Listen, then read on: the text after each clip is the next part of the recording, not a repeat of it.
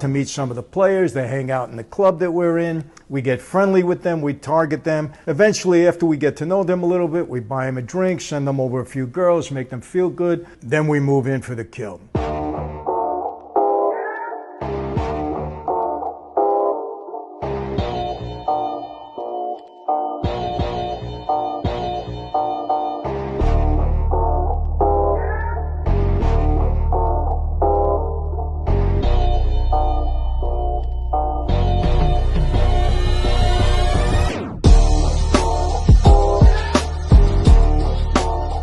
Hey everyone, Michael Francis here. Hope everybody's doing well. Welcome to my YouTube channel. Today I'm going to answer some questions that I know people are curious about.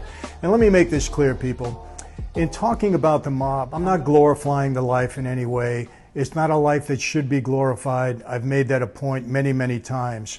So, another thing I was asked was how we set up athletes at that time in the gambling business that many of us organized crime people were involved in. Now, I wasn't a bookmaker myself. For those of you that don't know what a bookmaker is somebody on the street that's taking bets illegally.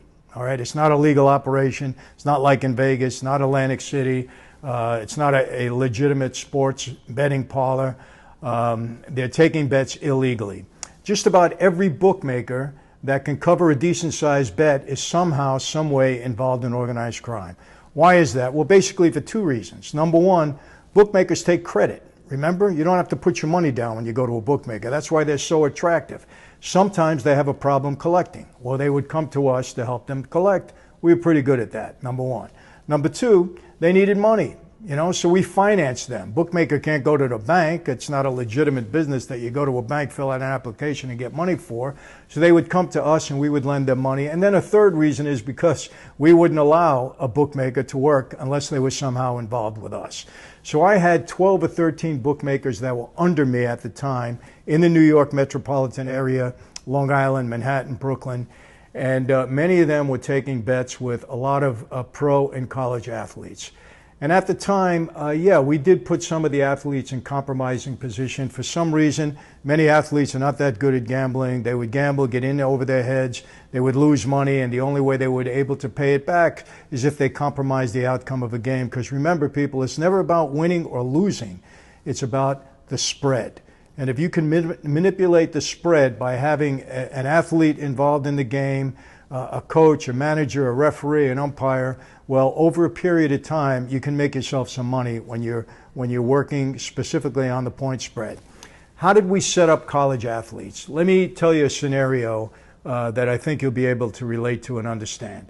Okay, we used to hang out in many of the clubs in New York and Brooklyn and Long Island that many college athletes would come in and hang out also. And I'll give you an example. Let's take basketball. Okay, easy sport, 5 guys on the court, easy to get to one of them and manipulate the spread. So let me set up a scenario. We start to meet some of the players. They hang out in the club that we're in. We get friendly with them. We target them. Let's call this one a guard. He's a senior guard. Eventually, after we get to know them a little bit, we buy them a drink, send them over a few girls, make them feel good. Then we move in for the kill. Invite them over to the table, sit down, make them comfortable. I start to question him. Hey, you're a pretty good player, but you're 6'1". You're not exactly going to the pros. You know that, right? Yeah. Well, what is that school doing for you? Every time you play, there's 18,000 fans in the stands, and they're not paying you any money. I know they're paying for your education, but you're like a 2.0. You're not exactly a brain surgeon. What are you going to do when you get out of here? And I also know this.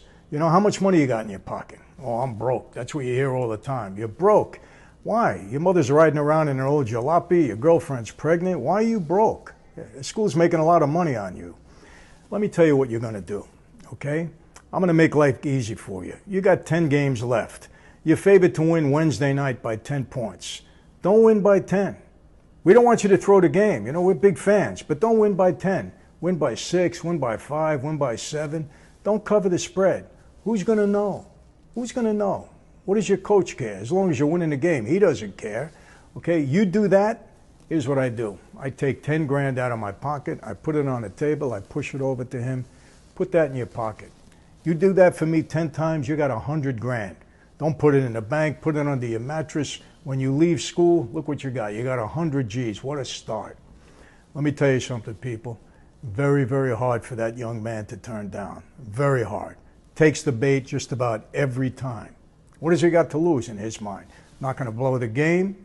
I'm not going to tell on him. He understands that. You know, I'm never going to tell on him. I'm a mob guy. He knows who I am. But here's what happens every single time. These are young men. And for those of you that play sports, you know this. It's a lot harder to underperform than it is to do your best. You're on the court, everybody's watching you, fans are cheering you, your teammates are watching, your coach is watching. Very hard to underperform. It really is. Okay, so he'll come back after 2 or 3 games, say, hey, Mr. Mike, I got myself 30 G's. It's more money than I ever had. I can't do this anymore. Emotionally, it's driving me crazy. I'm having a real hard time. And I said, wait a minute, stop. What do you mean? We made a deal. Okay, you got 7 more games to go. Unless you want to go talk to your coach, tell them how good you were playing, want to tell your girlfriend, mom and dad, they'll be real proud of you. Want to go to the cops? I don't care. I get myself bailed out in 5 minutes. You're done when I tell you you're done. That's it. And I'll tell you, at that point in time, we owned that young man. His life is destroyed. And people, I'm not saying this out of pride. I'm telling you how it really goes. This is how you manipulated and how you compromised these athletes and got them to compromise the outcome of a game. Did it happen quite a bit? In my day, yes, it did. Is it going on now? I believe so. And remember this, gambling today is a lot more accessible than it was in my day. Now, you know, I still speak at colleges. I still speak to sports teams all over this country, and I can tell you, without a doubt, there's a lot of gambling going on, and these young men and some women are getting themselves in serious trouble. So that's how we used to put them, you know, in a rough position. So if any of you young athletes are listening, if the parents, if the girlfriends, if the relatives of any of these young athletes are listening, take heed. Watch who you hang out with. Watch out for bookmakers. You got to be very, very aware of the people that are trying to give you something for nothing, people trying to get close to you. Watch out for gamblers. They don't have to be involved in organized crime. Gamblers are desperate. They want information. They want to compromise the outcome of game if they can. Okay, be careful. Don't let secrets come out of the locker room. Injury reports, keep them confidential. I'm sure your coaching staff tells you that, but take it from a former mobster. This stuff is valuable information and can put you in a very compromising position, so watch out for that. So that's it for today. Again, michaelfrancis.com. You want some coaching, you want some leadership knowledge, business expertise, please log on, join our crew, join our community. A lot of people are getting a lot of valuable information and insight out of joining the crew. And if you want special access to me, you'll have that opportunity if you join the crew on a certain level. Until the next time, take care, God bless, and be safe and be healthy.